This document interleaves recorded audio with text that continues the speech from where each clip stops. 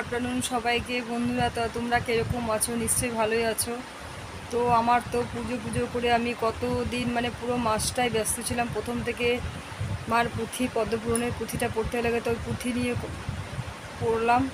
তারপরে তো মার পুজো সামনে চলে আসলো, তো মার কাজ নিয়ে প্রচণ্ডভাবে আমি ব্যস্ত ছিলাম, প্রচণ্ডভাবে। আর যেহেতু একা হাতে সব কিছু করতে লাগে, বলার মতো নেই। আর এই মার পুজোতে প্রচুর নিয়ম, অল্প মানে এদিক থেকে সেদিক কিচ্ছু করা যাবে না।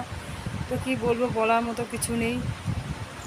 তো অনেক খাটনি গিয়েছে, অনেক খাটনি, মানে কি বলে বোঝাবো, আমি কিছু বলতে পারছি না কথা। তো আমার মুখ চোখ দেখে বুঝতেই পারছো বন্ধুরা, তো আমার শরীর প্রচণ্ড খারাপ, কথা বলতেই পারছি না, এত শরীর খারাপ। তো রোজকার পুজো এখনও পর্যন্ত আমি করতে পারিনি।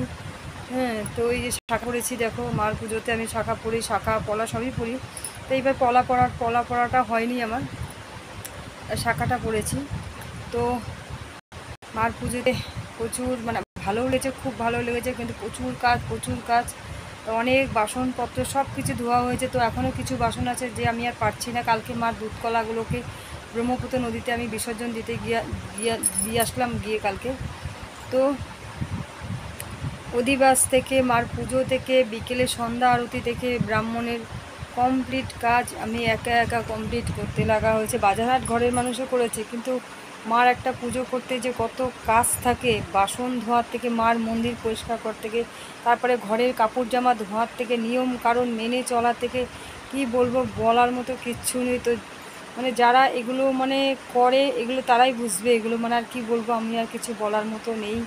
হ্যাঁ, তো আমার প্রচণ্ড শরীর খারাপ, অসম্ভব শরীর খারাপ, কিচ্ছু মানে কি বলবো, মানে আমাকে দেখেই তোমরা বুঝতে পারছো আমার অসম্ভব শরীর খারাপ।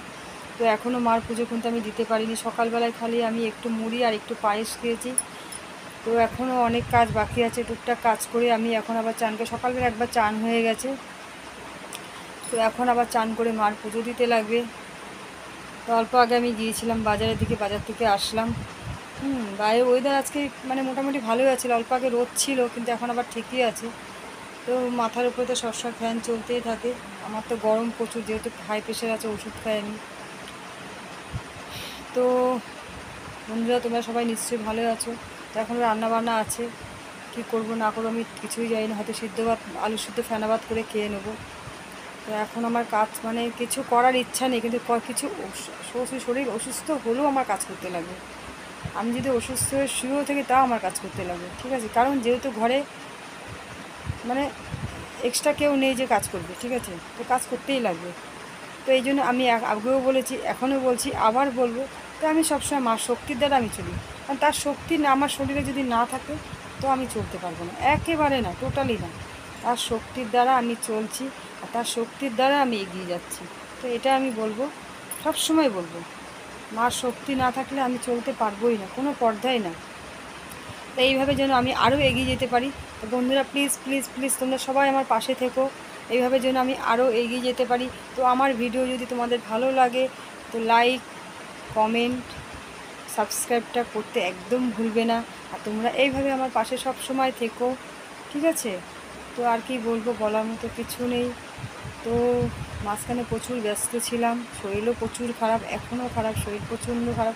তো আমাকে দেখলে কেউ বুঝবে না যে আমার শরীর খারাপ যদি হয় না, আমাকে দেখে কেউ বুঝবে না। কারণ আমার হাজার শরীর খারাপ হলেও আমি তাও কথা বলে থাকবো, হাজার শরীর খারাপ হলেও আমি তাও চলাফেরা করে থাকবো। কিন্তু এই জন্য মানুষ আমাকে বুঝতে পারে না যে আমার শরীর খারাপটা, ঠিক আছে?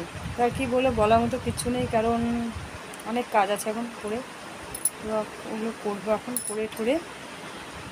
এখন ঘরের কাজ আছে, বাইরের কাজ আছে, আমার মন্দিরে পুজো আছে, অনেক কাজ আছে। তাই ততক্ষণ যদি বন্ধুরা তোমরা ভালো থাকবে। তো আমি আবার আসবো তোমাদের সামনে। Bye bye.